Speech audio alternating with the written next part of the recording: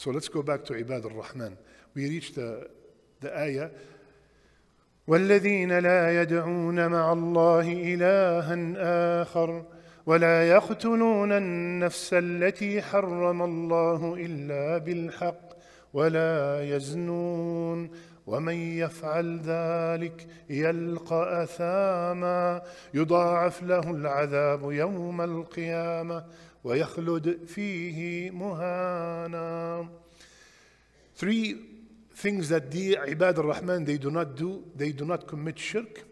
They do not kill a soul that does not deserve to be killed. And they do not commit adultery. And subhanAllah, we spoke about the first one. But if you think about it, the society that we are living in, all three are prevalent. Shirk, prevalent. Killing, Allahu Akbar. Like one of the anchors was saying, we are always worried about people coming from different countries to our country. We're worried about them doing something here. They should be worried about Americans going overseas because of what's happening in our country. Mass murder from 2023 till now, 23 mass murders. From the beginning of the year till now. The qatl, the killing is, subhanallah. So they do not associate any partner with Allah, subhanallah. When me and you were born, our fathers, may Allah bless them,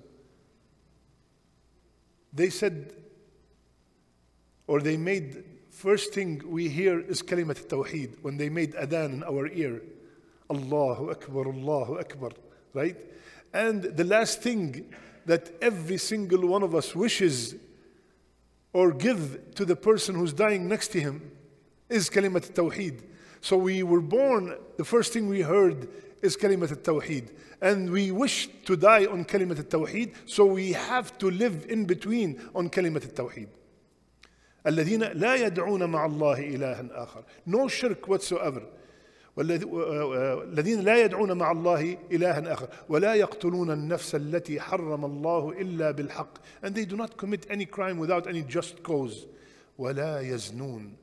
And they do not commit adultery. One of the main reasons for the collapse of this society is adultery and fornication.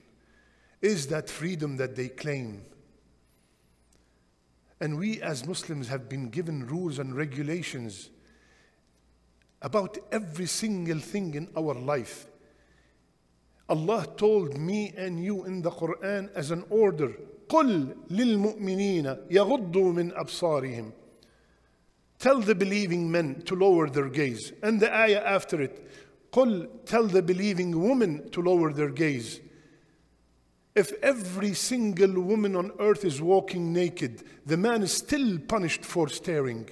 And if every single man is lowering his gaze, the woman is still punished for not dressing properly. And one of the main reasons for zina is the free mixing that we have in our parties, in our weddings, in our gatherings. You look at the other person next to you, you look at his wife and you start comparing her to your wife. Look how they treat him. When we go home, then she tells him, look how he treated his wife. Look how he treats her. Huh? And you start getting jealous, and then the problems start at home. Look how he takes care of his body. You know? So these things we do not notice until something evil takes place, and then we will wake up. A wedding took place. A Muslim wedding took place in somewhere. And yallah, men and women dancing, and that wedding was extreme. Even alcohol was served in a Muslim wedding. Then 3 men took one of the girls, because everybody's, going crazy, took one of the girls to the basement and did what they did.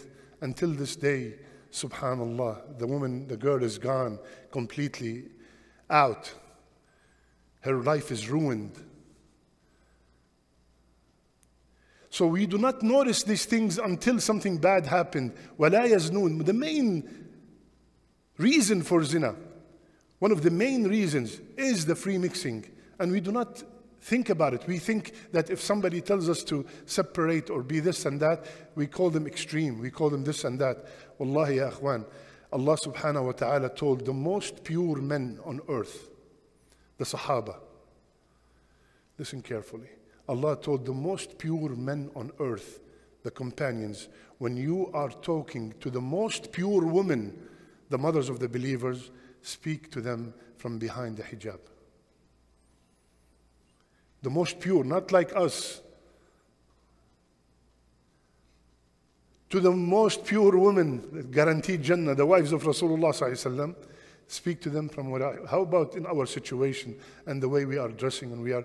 May Allah subhanahu wa ta'ala make the hijab beloved to our daughters and to our wives and to our mothers. Wallahi, I'm not telling you, I know ya akhwan, our sisters struggle with the hijab and all that, and especially living in the West. Make a lot of dua in these days for Allah to make the hijab easy for our sisters and our daughters. Make the dua, and for the sisters, let them make dua. I remember when one of our sisters was going to Hajj, and she was not wearing the hijab. I told her, sister, inshallah, when you come back with the hijab, inshallah. She said, don't start. This is one thing, and this is another thing. I told her, sister, just do me a favor. You are in the best place on earth and in the best days of the year, the days of the Hijjah. Just beg Allah Azza wa Jal. Ask Allah subhanahu wa ta'ala, Ya Allah, made the hijab easy for me. That's it. That's only this promise. And wallahi, she did. Until this day, the best hijab the sister is wearing. It's about asking from the bottom of your heart. We think that it is hard and it's extremely this and that and hot, and Allah Azza wa Jal is in control of our hearts, and He can make the hardest thing for us very easy. The Sahaba used to love, Rasulullah sallallahu alaihi wasallam used to say, what do you think about people who love death just like you love life?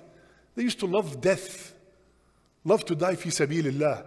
Subhanallah. So Allah will He made the jihad beloved to them. He will make all the other ibadat beloved to us. Don't worry, just ask Allah and beg Him. Inshallah, we'll continue next time on Sunday, inshallah. Jazakumullah khair. Subhanakallahumma bihamdik, nashhadu an la ilaha illa ant, nastaghfiruka wa natubu ilayk.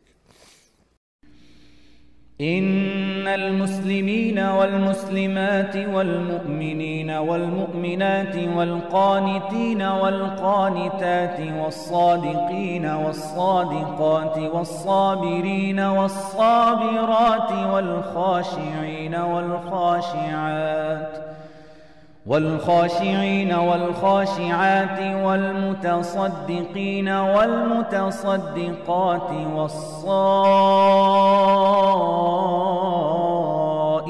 والصائمات